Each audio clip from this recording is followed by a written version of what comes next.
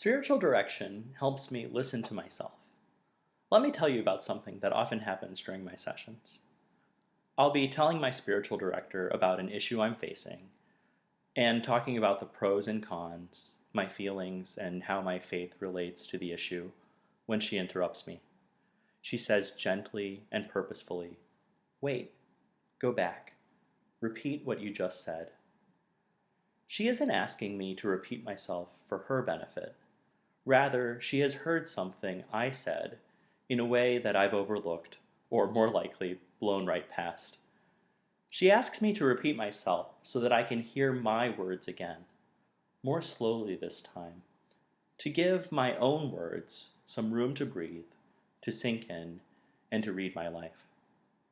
It's pretty natural to think that if I say something, I must understand and know what I'm saying. But the truth is, for me, many times, I don't. I often don't value my own inner voice as much as all the voices of the world around me. But I have learned through spiritual direction that my inner voice is often the wisest voice for me to follow.